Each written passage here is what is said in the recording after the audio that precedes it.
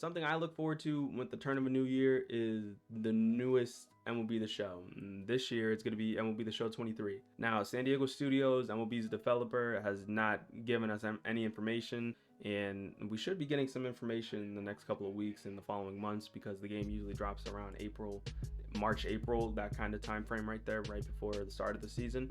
We haven't gotten any news about a cover athlete, and we haven't gotten any news about any gameplay changes or anything that's going to be different about the game. I'm praying to the Lord that we get some sort of gameplay change. There's a lot of things that San Diego Studios can do to make their game better. Something that's a selling point for me is their Diamond Dynasty mode, and that's the mode I frequent to the most when I'm playing MLB The Show, that and Road to the Show.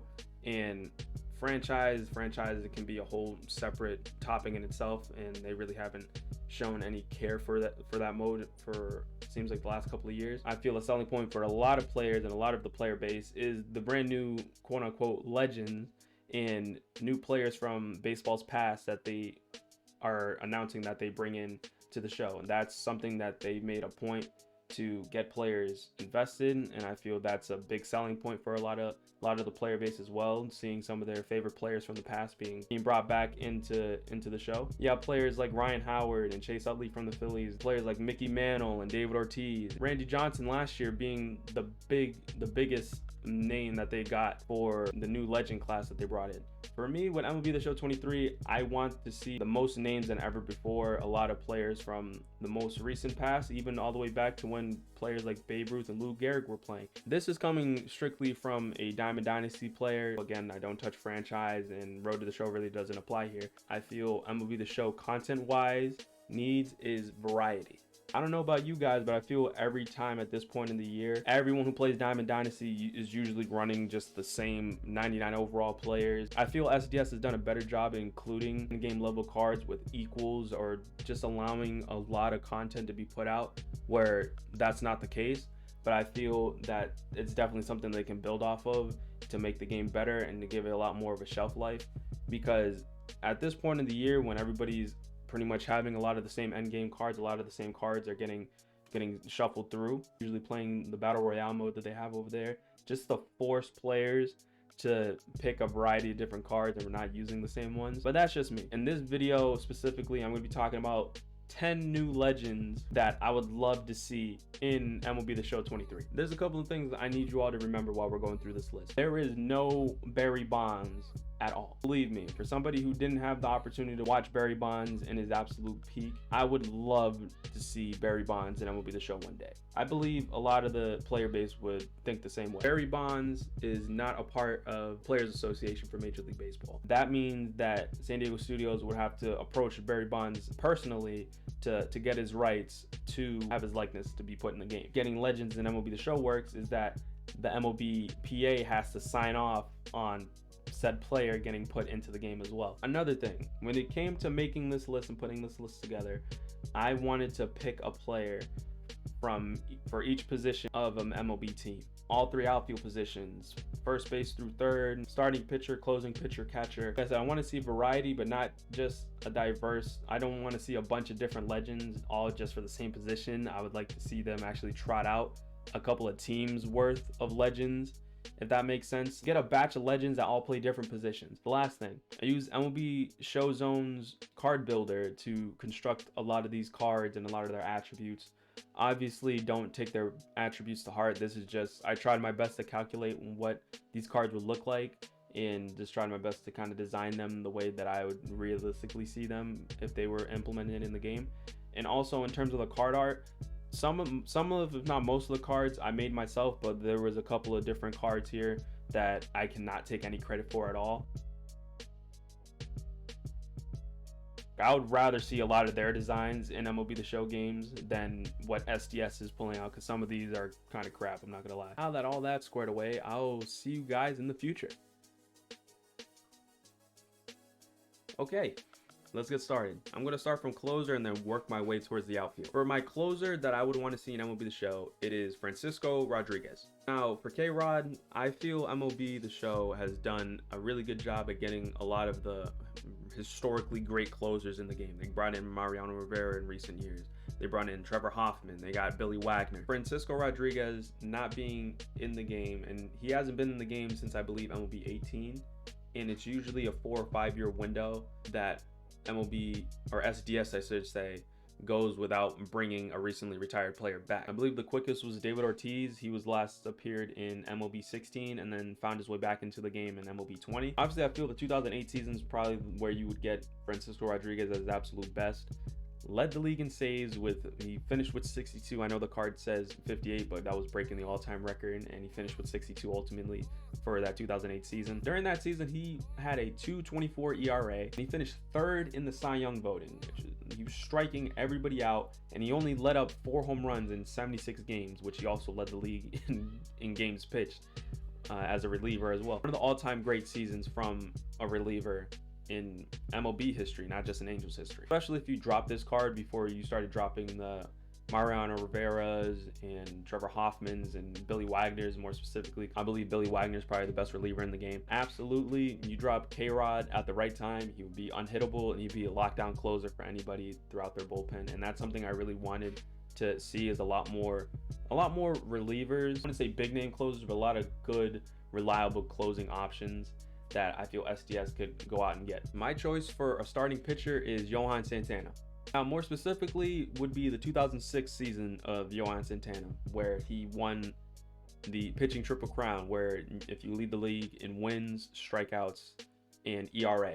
And he won his second of 2 Cy Youngs that he won with the Twins. And I didn't have the opportunity to watch Johan pitch. Seeing and hearing what kind of pitcher Johan was, I feel he could have easily went down as one of the greatest pitchers of all time. He had the no-hitter with Minnesota and the no-hitter with the Mets, and I feel just the workhorse that he was, the dude was an innings eater. I feel any card he would get would be nearly max stamina. You can get him a card with the Mets, you can get him a card with the Twins. If they were going to do one, I feel wouldn't even be just strictly a 2006 card. I think a prime card from his 2004 season all the way through 2008. Check this out. From that stretch of 2004 to 2008, he finished in top 5 in Cy Young voting each year. Throughout that 4-year stretch, he would have averaged 229 innings a season. He would be in top 10 in innings each year if he was pitching today. A reason I would love to see Johan in the game is just to get more dominant lefties that aren't Chris Sale or Clayton Kershaw. I feel Randy Johnson really addressed that a whole lot, because now he's clear-cut the best lefty starter you can have in the game. Now, on to offense. I'm going to start with catcher, and I'm going with Victor Martinez. Now, Victor Martinez has not been in MLB The Show since 2018. Victor Martinez was such a clutch hitter for me for my Diamond Dynasty team that I could never justify taking him out, even if he was just hanging out on my bench, because Victor Martinez added too much value to my team. He was a switch hitter. You can either play catcher secondary or you can play first base. He hit for power at both sides. And I have the best memories of the 2014 card that SDS dropped in those games. And looking back at his 2014 stats, this guy was an absolute monster. At 35 years old, finished second in the MVP voting behind Mike Trout. He batted .335 with 32 home runs and 103 RBIs. Not to mention, he led the league in intentional walks. Again, he wouldn't be playing the greatest amount of defense for you, but the amount of offense and the amount of versatility he would add as an early to mid-year option, a lot of players would pick up Victor Martinez. I feel Victor Martinez brings too much value not to be a good choice to be put in MLB 23. I think you guys are starting to see a trend, a lot of players that have played past the year 2000. Let's go back further in time, with my first base option being Frank Robinson. Now, I know Frank Robinson didn't play in the Negro Leagues, but I wanted to use my choice of Frank Robinson being at first base. I know it's his right field, and I want him at first base because he played first base, all right? Kind of acting as that bridge just so I can say that I want Negro League players in MLB The Show 23. Some form of representation. I know in Major League Baseball have now made Negro League statistics a part of baseball history, like officially. I knew a lot about baseball growing up, and just having a love for the game makes me want to learn more about it. But also playing games like NBA 2K, playing Madden, playing a bunch of these sports games, it allows you to learn about the game as well, and the players that made the game so fun for people back in the day, and even for kids and people growing up today learning about the game right now. And I feel you can't tell the story of baseball without talking about your Satchel Pages and your Josh Gibsons and Jackie Robinsons. Back to Frank Robinson. I feel if there was ever a card that could break MLB The Show, it would be a card like this. And this, I'm proud of my handiwork here when it comes to making a prime card. This actually looks like a legit card that would be put in the game. I'm proud of this one. He has never appeared in MLB The Show. Get a look at the historic track record this man has. Only player to win MVPs in both the AL and NL. I think Mookie Betts may have a case for it in the next couple of years, but who knows? Maybe Shohei Ohtani as well, no matter wherever he goes. I feel he has the potential of being the greatest card to ever be put into the game. 5-year stretch of 1961 to 1966. This guy hit 308, 208 home runs, and 682 RBIs. 970 OPS. Covering up the name and just looking at his accolades, you think this would be looking at somebody like Barry Bonds. Triple Crown, 14-time All-Star, Rookie of the Year, World Series champion, World Series MVP. Did I mention the guy has won a Gold Glove? Not to mention this guy can steal you 20 bases a season as well. If a Frank Robinson card looked anything like this, he would be batting cleanup in anybody's Diamond Dynasty team for sure. I don't think SDS shows a lot of Baltimore and Cincinnati a lot of love when it comes to historic players in their game, or at least ones that a lot of players are going to want to use. But in addition to Frank Robinson, I think that would solve both those problems, at least a little bit. I feel second base is a position that doesn't get a whole lot of love just from SDS when it comes to putting players. I feel a lot of people just look to get secondaries. I know for me, I've used Jose Ramirez at second base, and I did enjoy that Robinson Cano finally got put back in the game, albeit because he found his way back onto a major league team. I'm not sure how long that's gonna last. My choice for a second baseman is Dustin Pedroia. Now, I had to get me a little bit of Red Sox representation in there, and Dustin Pedroia, he would be one of those players that it's kind of iffy, at least when it comes to MLB 23. I don't believe that we will never see Dustin Pedroia in the MLB The Show game again. I feel he's more likely to be put into a game, probably just not this year, because the last time we saw him was, I believe, in MLB 20. Dustin Pedroia is somebody I could say I grew up watching. Growing up, I never knew that he was the 2008 AL MVP, and I really never got a chance to use him a whole lot while he was still in the show game. I understand he would not be the best card in the game. He wouldn't be not even probably the best person you could put at second base in the game. 2008 Dustin Pedroia card would be everything you would want in a second baseman. Get on base, he can get you extra base hits, he can play Gold Glove level defense. He won 4 of those, by the way. In that 2008 season, he led the league in runs, he led the league in hits, and he led the league in doubles. The game is not tailored to contact heavy hitters, more pretty much the home run ball and how much power does a certain player have. That's why I'm hoping tweaks in gameplay towards the use of contact hitters a lot more, to give them a lot more value to have on your team as well. I think Dustin Pedroia is a really fun pick to have at second base, and I feel in his playing days he was a model of consistency. It's just a shame how his career ended up. I feel the possibility of seeing Dustin Pedroia back in MLB The Show is a lot more likely than not. Talking about a Red Sox great, now I got to take a trip down the street and talk about a Yankee great. Shortstop I would like to see in MLB 23 is Alex Rodriguez. Alex Rodriguez is a very controversial player, absolutely. Alex Rodriguez is one of the greatest players this sport has ever seen. No matter your opinions of him, he will go down as one of the greatest players. Will he ever get into the Hall of Fame? I don't know. This man at his absolute best was the definition of a 5-tool player. One of the only players I could see, if you got put into the game, would have 3 different cards with end game potential.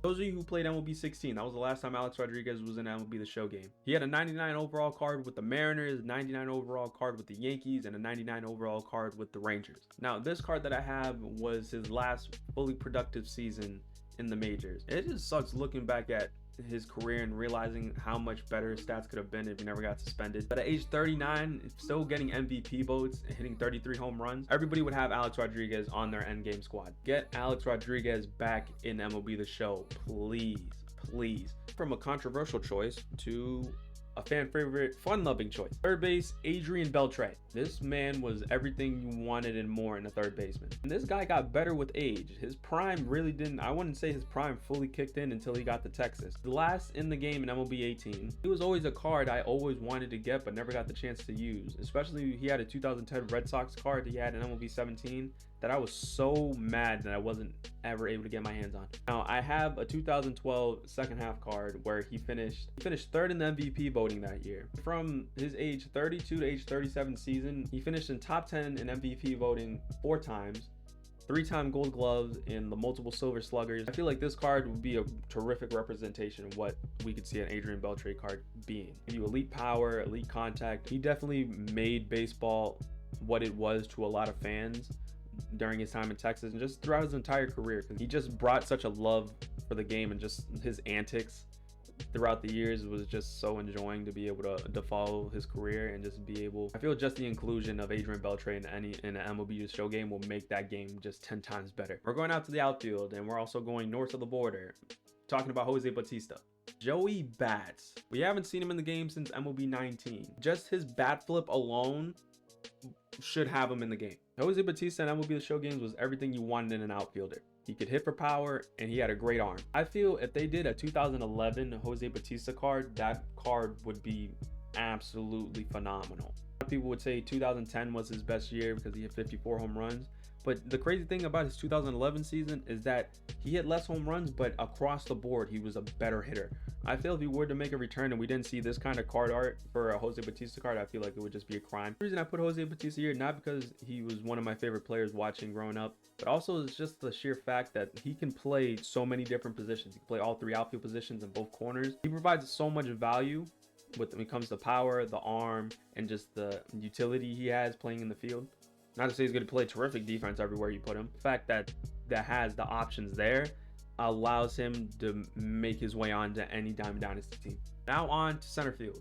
Talking about Carlos Gonzalez, Cargo. If I was building a team full of my favorite players, Carlos Gonzalez is playing somewhere in that outfield. This dude was just so smooth, man. He had himself a really good career, but I feel like his career could have been great. 2010 was definitely his best year. He finished 3rd in the MVP voting. He hit 336, 34 home runs, and 17 RBIs. And he was last in the game MLB 20. I think it's a long shot we would see him in the game again so soon. Just the fact that this card art exists makes me want Carlos Gonzalez in the game that much more. I don't believe they ever really gave him a end game level card that lived up to the kind of player he was in real life. Hopefully SDS can right that wrong in the next couple of years, huh? Now we are at left field. And left field this is the player I want to see in MLB The Show more than anyone else. Manny Ramirez. Manny Ramirez is right up there with David Ortiz as my favorite player of all time. Manny, I will sit up here and say Manny Ramirez is the best right-handed hitter of all time. Dude won 8 silver sluggers in a row from his last few years in Cleveland through his first 5 years in Boston. And through those first 5 years in Boston, he had at least 33 home runs every one of those 5 seasons. Card art is beautiful. His swing would be broken. Manny Ramirez has never appeared in Diamond Dynasty ever since it's become a mode. I would love to be able to trot out a Diamond Dynasty team with David Ortiz and Manny Ramirez hitting back to back. You can get him a card from the Red Sox. You get him a card when he was in Cleveland. Manny's kind of in the same boat as A-Rod, as a bunch of the big names that people would want to see. If there was any player that hasn't been put in MLB The Show yet that I would want to see in Diamond Dynasty, Manny Ramirez is the person I would want to see. We made it to the end. Did I miss out on any of your favorite players while going through this list? I probably did. So just sound off in the comments of players you would like to see make their way to MLB 23. MLB 22 I feel was a good game, but MLB 23 has the potential to be so much better than 22. It even has the potential to be one of the best games of the last couple of years that SDS has put out. Be sure to go check out VendutoSportsMedia.com to keep up with all the latest in baseball. I know the baseball season is starting up pretty soon with pitchers and catchers reporting to spring training in, I believe, in a month or so, as well as all major sports and gaming content. And also show your support down below by subscribing to the YouTube channel. Support means the world. And if any one of these players that I named finds their way into MLB The Show 23, I'll be happy.